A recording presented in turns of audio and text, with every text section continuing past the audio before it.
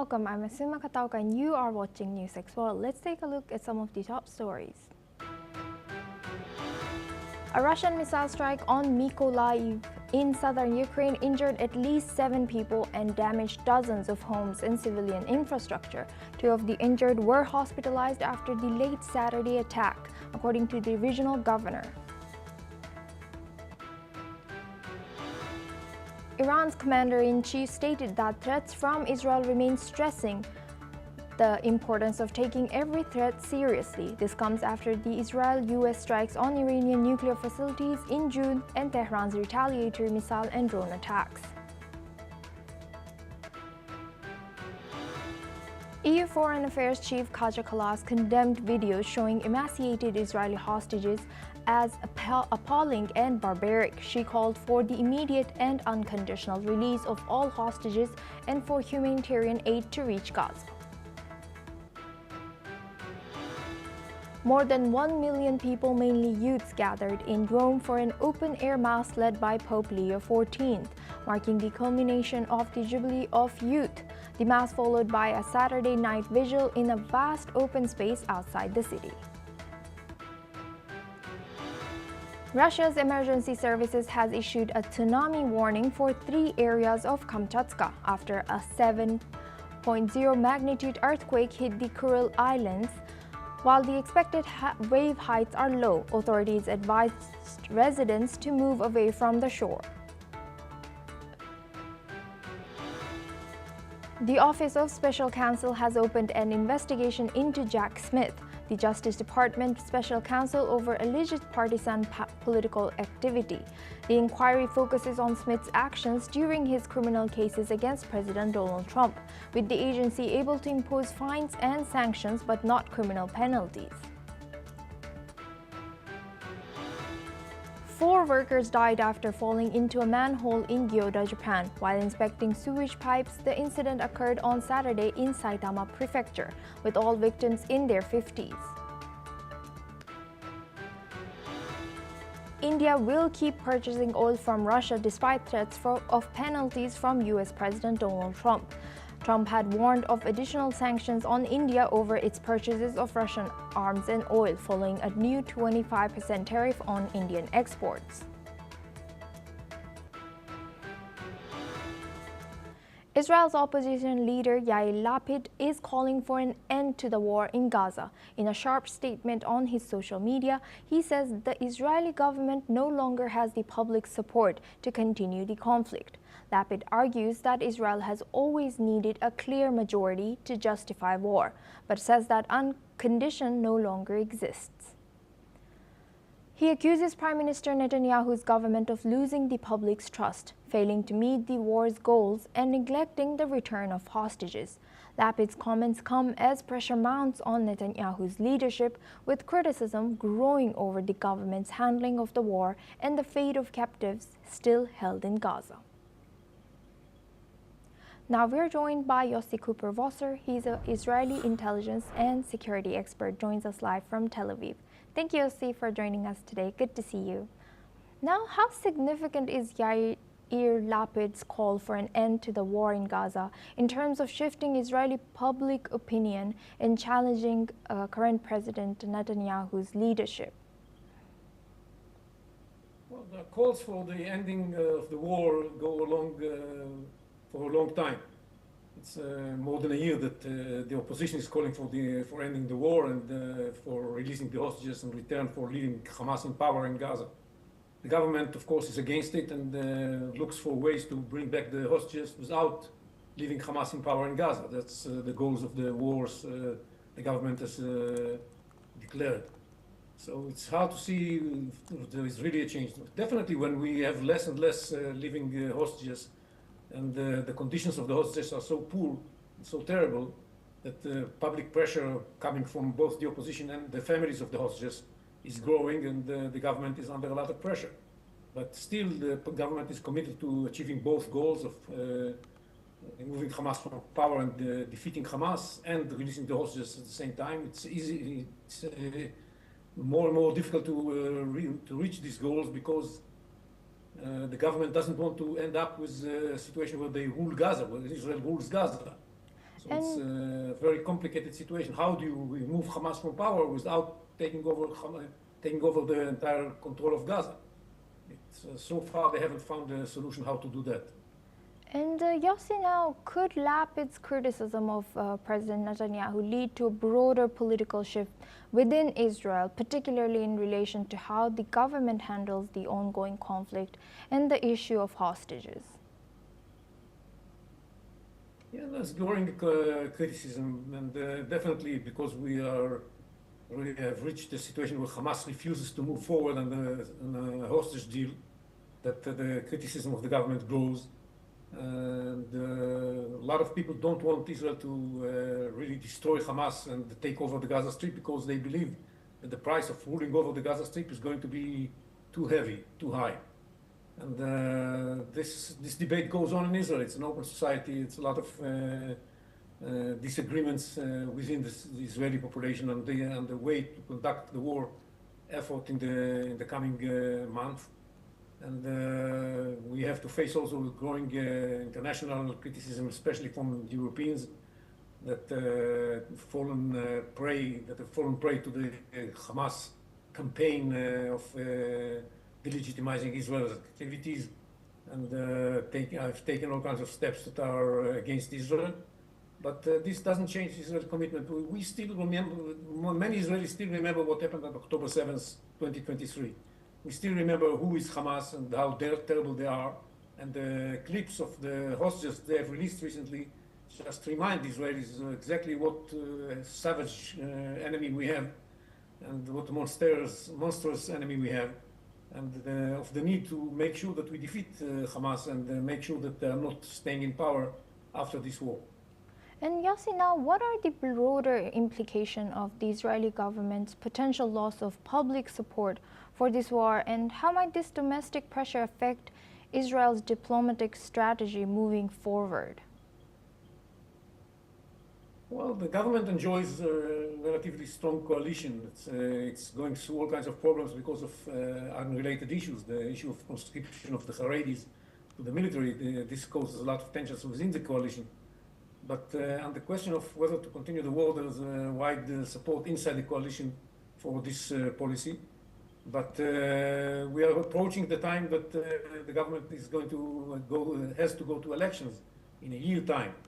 And this, of course, weakens the government from within, and it might lead to early elections. It's still too early to speak about it because the government enjoys the fact that the parliament, the Knesset, is now on vacation, so it's not going to be convened before October. And until then time, there cannot be any change in the government. So they have time, and they are waiting to see if they can manage to accomplish some achievements in Gaza. We have to remember that they were very strong until recently because of the very successful operation in Iran, destroying the Iranian nuclear weapons systems.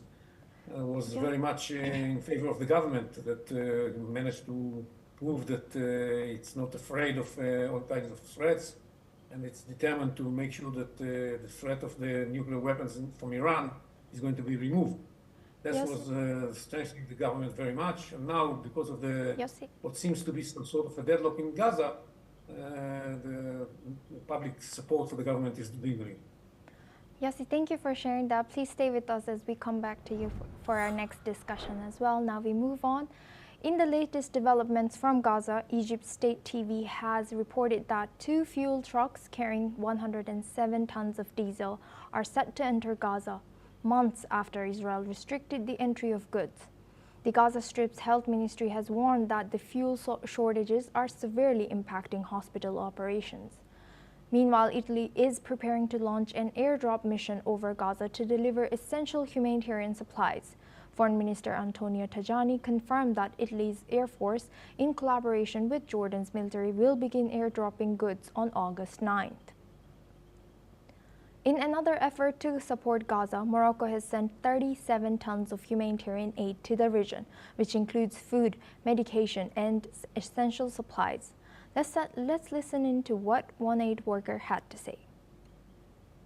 Donc d'un volume total de 180 tonnes, c'était de comprendre donc, des denrées alimentaires avec des produits spécifiques pour les enfants et les nourrissons, des médicaments, des produits chirurgicaux, des tentes et des couvertures. Et comme vous le voyez aujourd'hui, la mobilisation continue puisque le pont aérien fonctionne toujours avec l'envoi aujourd'hui d'à peu près 37 tonnes à travers donc, ce pont aérien et un passage spécial à travers lequel donc, cette aide va être remise directement aux populations.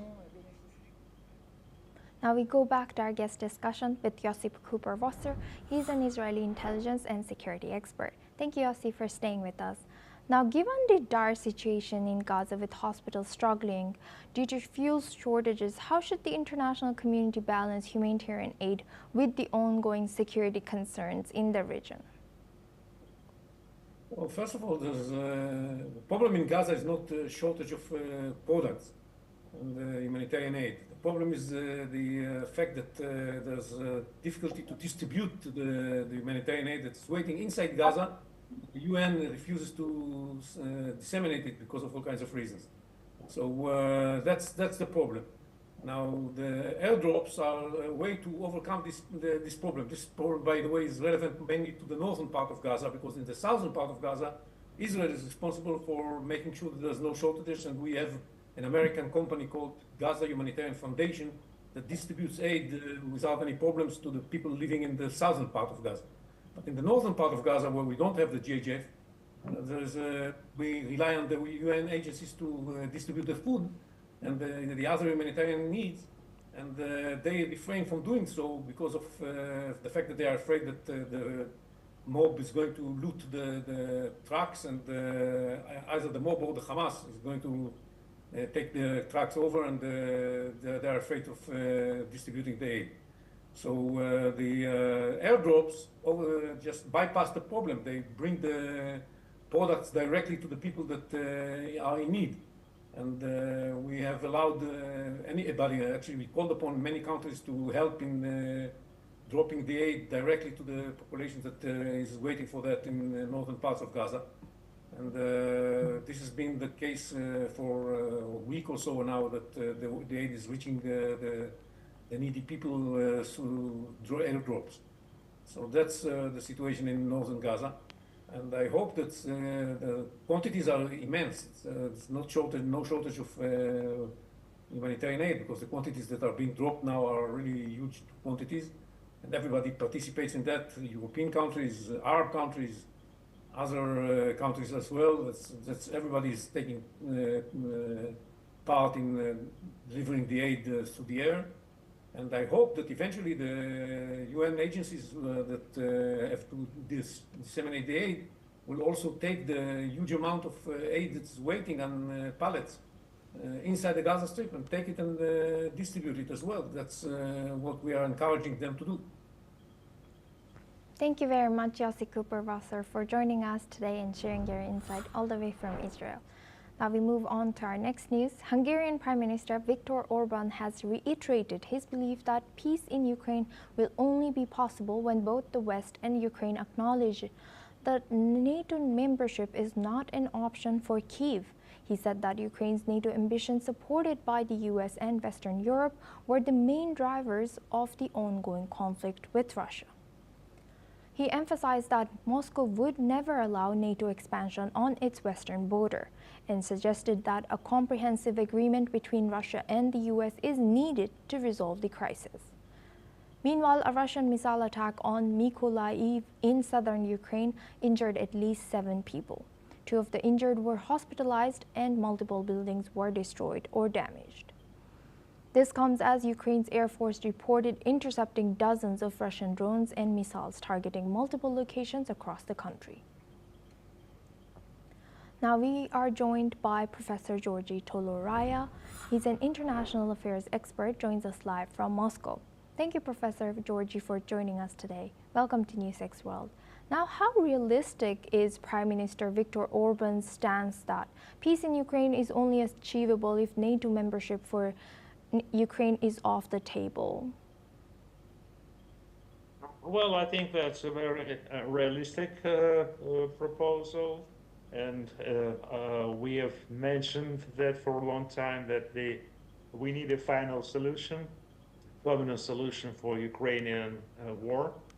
And this would include Ukraine being a neutral state, non-hostile to Russia, denazified, and of course it shouldn't join NATO. This would be one of the causes which caused the war, and there should be a solution to avoid further clashes. This is a basic principle of Russia, and the sooner it could be negotiated, the sooner the conflict will end. And Professor Georgi, could this position by Hungary influence other EU or NATO members? Well, I don't think that they would listen because it had been said over and over again, but London, Paris, and Germany and Berlin, they're hell-bent on inflicting maximum casualties and maximum damage to Russia, if not to defeat it strategically. It was the initial goal, then to weaken a Russian economy and Russian state to the extent that it should be obedient. That's not going to happen, but we pay daily lives of soldiers and of civilians for that. I've noticed that your channel always reports about some casualties and damage in Ukraine, but you never actually report about the same damage in Russia for the Russian civilians. Today, only this night, we had about 100 drones attacking Russian or different regions, all the way up to Urals. And there were several casualties in Voronezh city, for example. And they were bombing of the Zaporozhye atomic power plant, which is controlled by Russia. So you shouldn't think that Russians are bombing themselves. This is not very widely reported, and this is war. This is war going on, inflicting damage on both sides. The sooner it ends, the better. Professor Georgi, thank you very much for joining us today and sharing your insight all the way from Moscow. Now we move on to our next news. A U.S. federal agency has opened a formal investigation into former special counsel Jack Smith, who oversaw 2 criminal probes into Trump following his first terms in the White House. Reportedly, the Office of Special Counsel confirmed that it was investigating whether Smith had violated the Hatch Law, which prohibits federal employees from using their position for political activity. The Office of Special Counsel, or OSC, is an independent agency that probes the conduct of federal employees. However, the OSC does not have the authority to bring criminal charges. The OSC's investigation is the latest in the series of actions taken by President Trump and his allies against their perceived political enemies. Smith had resigned from his post in January following President Trump's election victory. A former war crimes prosecutor, Smith had brought 2 criminal cases against President Trump, one accusing him of illegally retaining classified material and another related to President Trump's attempts to overturn his 2020 election loss, an effort that sparked the January 6 riots on the U.S. Capitol. Neither case went to trial. Smith dropped both cases after President Trump won the election, citing a long-standing Justice Department policy against prosecuting a sitting president, but it issued a report in January saying the evidence he gathered would have been enough to convict Trump at trial. President Trump denied wrongdoing and assailed the prosecutions as politically motivated attempts to damage his campaign.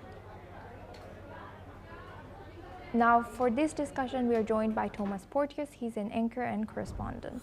Thomas, what more can you tell us about this situation?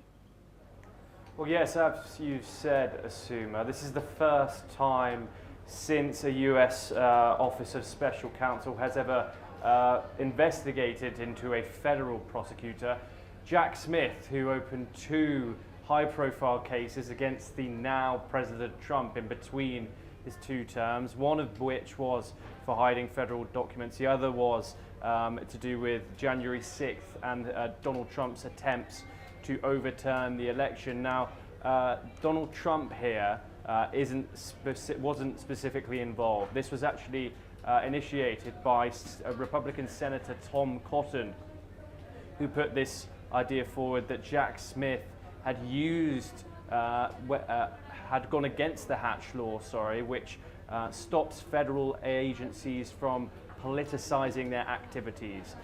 Now, as you've also said, Jack Smith also resigned straight after Donald Trump won the presidency again, and then made those statements that there was enough evidence, again, the now 47th president of the United States, to convict him of the charges that he had previously accused him of.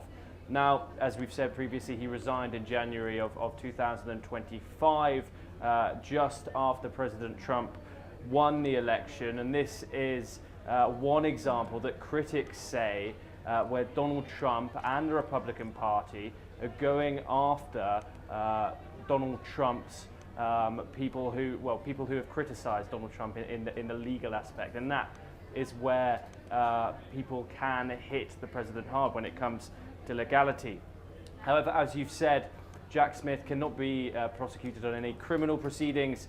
It will all be fines, sanctions, and but, however, the reason why this is so important is this is the first time in history this has ever been done, and of course it's been done under one Donald Trump's administration. Thank you very much, Thomas, for sharing that insight. Now we move on to our next news. A magnitude 7.0 earthquake struck the Kuril Islands earlier today, according to the U.S. Geological Survey. The islands are located between Russia's Kamchatka Peninsula and northern Japan. Seismologists initially recorded the quake as a 6.7, but later upgraded its strength. The earthquake occurred deep underwater, which helped reduce the risk of severe damage on land. Officials from the Oahu Emergency Management Agency have confirmed there is no tsunami threat to Hawaii or any other Pacific islands. Similarly, the Pacific Tsunami Warning Center has issued no alerts. However, a tsunami warning has been issued for Russia's Kamchatka Peninsula following the quake, and authorities there are monitoring the situation closely. The Kuril Islands sit along the Pacific Ring of Fire, a region known for frequent seismic activity. So far, there are no reports of injuries or structural damage. This latest quake comes just days after a significant earthquake shook mainland Russia, underscoring the heightened seismic activity in the region. Authorities continue to monitor the situation closely for any aftershocks or new developments. Now for this discussion, we are joined by Professor Vibhuti Rai. She's a Dean and Faculty of Science at Lucknow University, joining us live from Lucknow. Thank you, Professor, for joining us today. Welcome to NewsX World. Hi. Thank you. Yeah. So what more can you tell us about this ongoing recent earthquakes in this region of Kamchatka and Pacific? Well, the entire region is actually seismically well known for ages. It's part of the Ring of Fire that's in the northern part of Pacific Ocean. We have actually a Pacific plate which is moving at around 8.5 centimeters per year towards northwest, hitting the part of the Russian plate. And there we have this Kuril Island subduction zone between Kamchatka and Kuril Island. We have the Pacific plate going down. It's a ocean-ocean collision. And because of that, like last week, we have the 8.8 at Kamchatka, and very nearby now we have I would say it's kind of an aftershock, which is now upgraded to 7 on the Richter scale. So this region is showing quite a lot of seismic activity, and so much so the tsunamis warning system, the early warning system, has been put into place. The nearby islands of the Hawaii's and Aleutian Island chain they have the first one to be struck by the seismic waves in the form of tsunamis. And so in a later part of the day, the tsunamis may reach up to another part of Japan.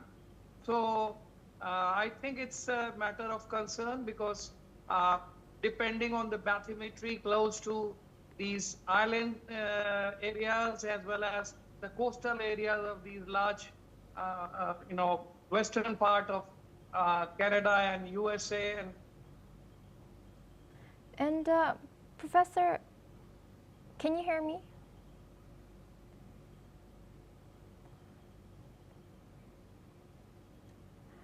Professor,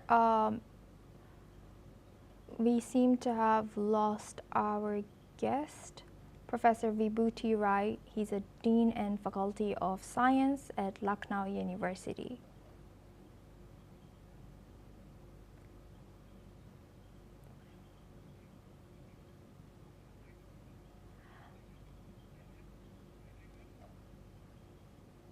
Well, that's all we have time for. We will continue to bring more news updates from around the world.